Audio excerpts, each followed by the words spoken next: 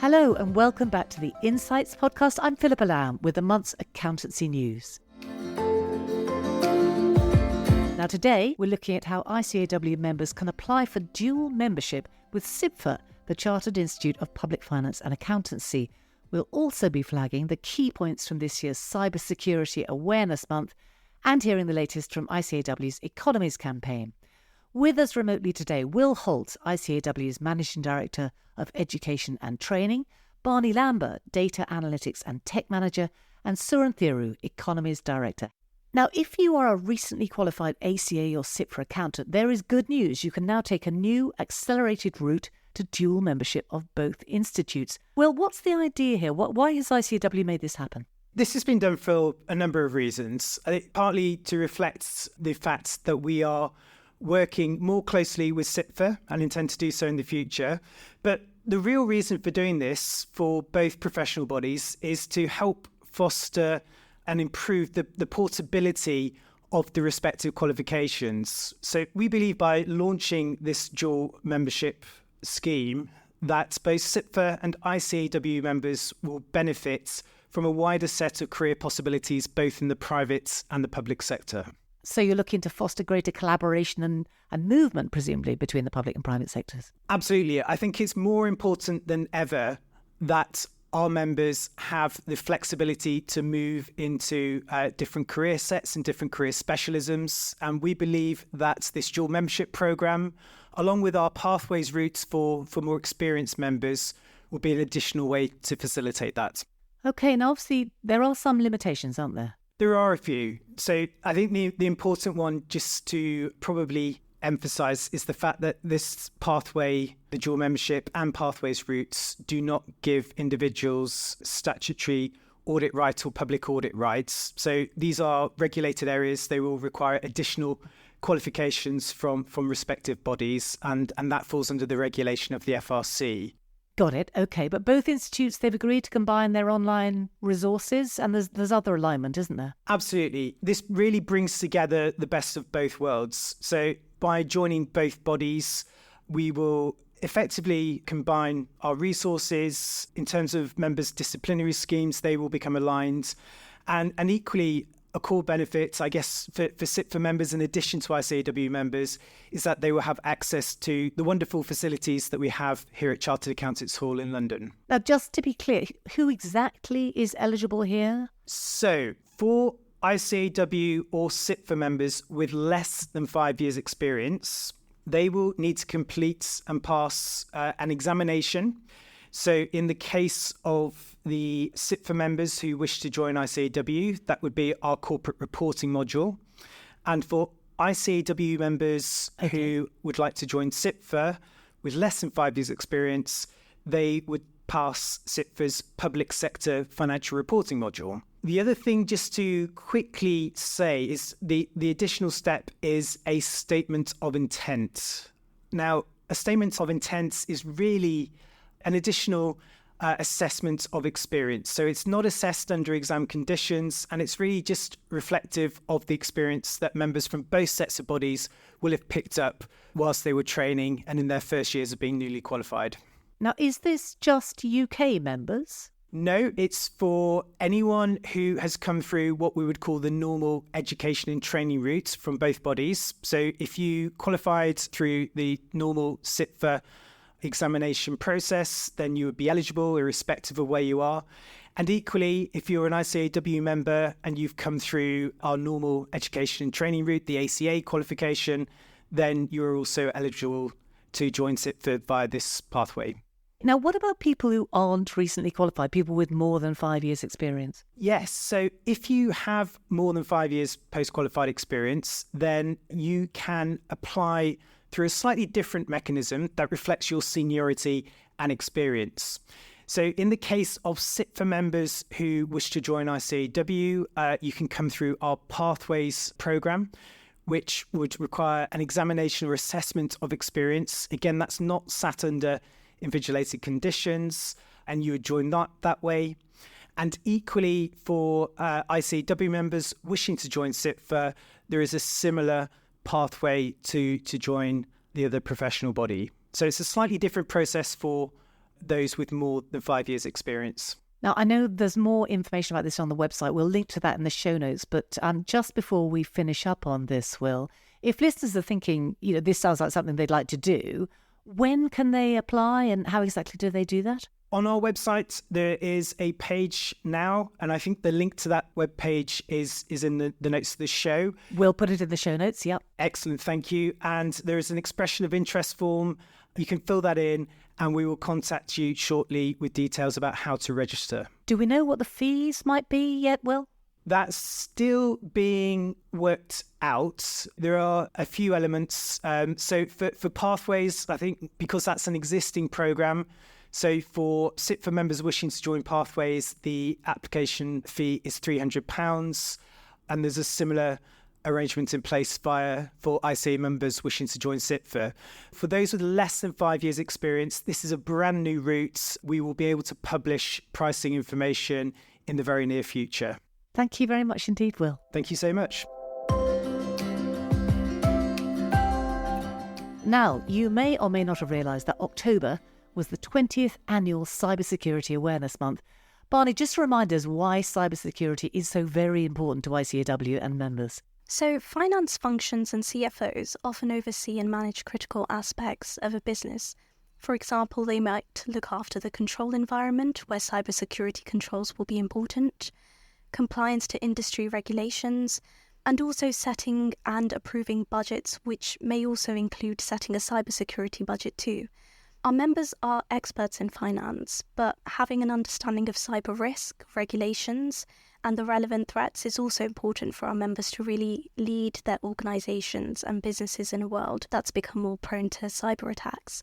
As you mentioned, last month was also the 20th anniversary of Global Cybersecurity Awareness Month, and that, I guess, has us reflecting on how things have changed over the last 2 decades. Do you want to give me some of the headlines from this year's Awareness Month? So the Cyber Breaches Survey, which was conducted by the government, published earlier this year, found a decline in engagement in cybersecurity from smaller businesses. Now, this might be attributed to the cost of living crisis, but it might be a mistake to also believe that smaller organisations won't be targeted, because criminals often see smaller and medium-sized businesses as the backdoor to accessing wider supply chains. Yeah, we've touched on this on the podcast before, actually. So the sense is that people are generally underestimating the risk still? That's right. And that might be a mistake because the same survey also found that almost a third of medium-sized businesses had experienced some sort of cybercrime in the last 12 months, so the risk is still there. And of course there are new and emerging threats, as there always are, to stay on top of. I'm guessing generative AI is changing the nature of threats? So we've all heard about how generative AI is changing the way we work and live, but it's also being exploited for malicious purposes. So cyber criminals can now use this technology to compose more convincing phishing emails. So whereas in the past phishing emails would be easy to tell and spot because of spelling mistakes or grammatical errors, now criminals can use generative AI to compose perfect emails in the target's native language. And that's just one example. Criminals are also using generative AI to craft malware too, so it's really changing cyber threats. Now tell me how your team marked Cybersecurity Month this year. So we have been publishing new guidance on the ICAEW website. This does include guidance and more information on the impact of generative AI on cybersecurity as well. This is a topic we've received a lot of interest from members. The ICAEW Cybersecurity Awareness Month Hub also collects all of our latest advice and resources on how members can stay safe and secure in one place, and it's all free to use. And we'll link to that in the show notes, Bani, so that people can find it. Now, tell me, how do you generally help members to keep on top of cybersecurity? Because obviously, it's a fast-paced, fast-evolving issue for everyone. Our team publishes a roundup every month, which shares updates on emerging and developing risks.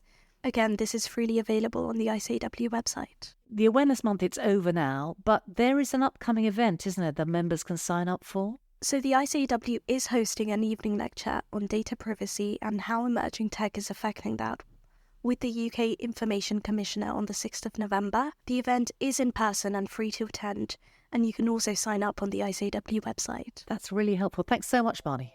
Thank you. Now, Suren, you're a real regular on the podcast lately, and of course that is because the ICAEW Economies campaign is continuing apace. What's new? Well, you're quite right. We're well into the start of the campaign now. And last time I was on, I was talking about the launch of Theme 1 on productivity investment. Last couple of weeks, we've launched the second theme, which is all about the labour market. Now, everyone knows the two big issues facing the UK labour market is the lack of people to fill jobs, but also skills shortages as well. Businesses across the country, all sectors report that. So we've done a bit of a deep dive looking at what are some of the big issues, and also more importantly, what are some of the solutions from some of these issues. So a couple of things you can look at. We launched a film speaking to a number of businesses, including Amdaris, who's a tech company based in Bristol, and Hugh Denham, a jeans making company based in Cardiff, Wales, who among their customers includes Meghan Markle. That's a really interesting film. And we've also launched a podcast as well, which includes a number of interesting speakers, including Dan Lucy from the Institute of Employment Studies. Yes, now all of this is on the Resilience and Renewal Hub, isn't it? And the film, following the two companies, is great. I've watched it myself and it is absolutely fascinating. I'd highly recommend it. And yeah, the podcast, that's from our In Focus series. And it's about expanding and upskilling the workforce, that one, isn't it? Now, the final theme is launching very soon, isn't it? Yep, so the final theme is as an international flavour to it, looking at how can we harness international trade and look at some of the issues globally around global supply chains, of course, which is a big issue during COVID and some of the challenges we've seen with the high inflation over the last year or so. That's launching on the 8th of November. Again, just like the first two themes, we'll have an interesting film looking at a couple of businesses. One is called Paragraph, which is a tech company who makes semiconductors. Another one is Ian McLeod Distillers, a family firm of distilleries based up in Scotland. And they're going to be talking about some of the opportunities, but also some of the challenges around trading overseas. Yes, because distillers, I've watched these two films too. Distillers have been, obviously they've had a global market for some time, but Paragraph, this graphene business, they're quite new to it, aren't they? That's right. And one of the interesting aspects of the film is that they talk about actually some of the opportunities around international trade, because international trade is quite a difficult thing to do. That's why only 10% of UK businesses actually trade overseas. But of course, with the huge difficulties, it also comes through rewards as well. For example, what we typically find is that those businesses who trade overseas are typically more productive as a business and find more interesting ways to innovate as a business. So they do better and have better outcomes than maybe businesses who don't trade overseas. And there's quite a lot from both of them about how to do it and how to make it work well, isn't there? Yes, that's right. They look at some of the practical approach to trading overseas. One of the key aspects that they demonstrate is how important accountants are as essential business advisors. And what we often find is that accountants are often the first port of call when a business is looking to export, because they're really trusted advisors on looking at their business and also looking at those opportunities overseas. Yeah, and you can really hear that in that film, because the accountants attached to both businesses are absolutely central to the whole process, aren't they, of tapping into those overseas markets, and they have really good stuff to say about it. So well worth a watch. But that is not the end of the campaign, is it? No, we're very much at the start of it. This is a really important period going to this into next year when ICAEW and the wider profession needs to be at the forefront of key policy discussions as we move forward to a general election, possibly in the spring next year. So we'll be using a number of themes that come out from this campaign, also some of the policy initiatives as well, to try and drive real change in the economy, but also to highlight the role that business and also the accountancy profession more widely can play in driving that change. I know the content's all built around ICAEW policy goals. How are you using the campaign in your own work as Economies Director? One of the key objectives for my role is to place ICAEW and the wider profession as a key voice on the UK economy and on business issues, because accountants are trusted advisors of business, so they had real-world, on-the-ground experience across all regions, all sectors of the economy of what's going on. So you get really excellent intel and information data from members across the country. That helps us to inform both policymakers, but also the wider public key stakeholders on what is going on at the moment in the economy, but also, more importantly, how to deal with some of these long-standing issues, such as weak productivity, such as skill shortages. And the ICAEW Business Confidence Monitor plays into this content, doesn't it? And I think the results for Q3, they've just been released, haven't they? Can you give us the headlines on those? Yeah, unsurprisingly, they're showing a pretty weak picture. We're seeing business confidence halving the third quarter.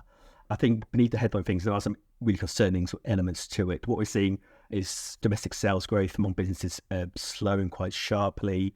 We're also seeing other indicators of wider economic activity like employment growth also slowing as well. And I think what we're seeing at the moment in our data is the impact. There's a wider impact of interest rate rises that we've seen since 2021. There is some good news. Businesses are expecting inflation to fall sharply over the next year, which is good news. But I think what we're likely to see is concerns over inflation start to be overtaken by concerns about the wider economy and whether or not we may drop into recession at some point. Now, I'm guessing you've had quite a big response to this campaign from the members and beyond. Yes, very much so. So the videos that we've launched so far have met a lot of interest. We've had tens of thousands of people doing it on things like LinkedIn, on other social media channels as well.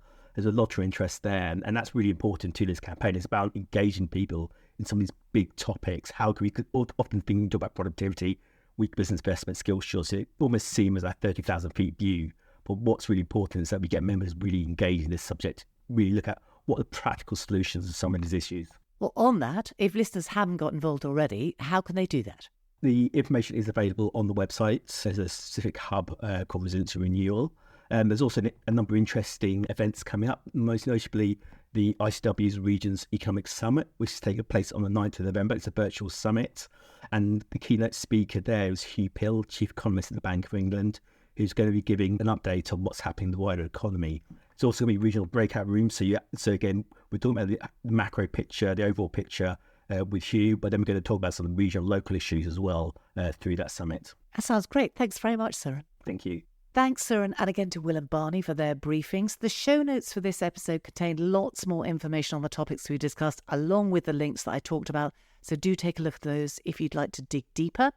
Join us later in the month for November's In Focus podcast.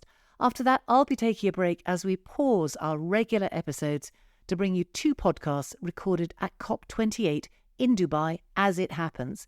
The ICAEW team will be there, keeping a close eye on everything being discussed and, crucially, what those discussions and decisions mean for accountancy. Do not miss those 2. Thanks for being with us.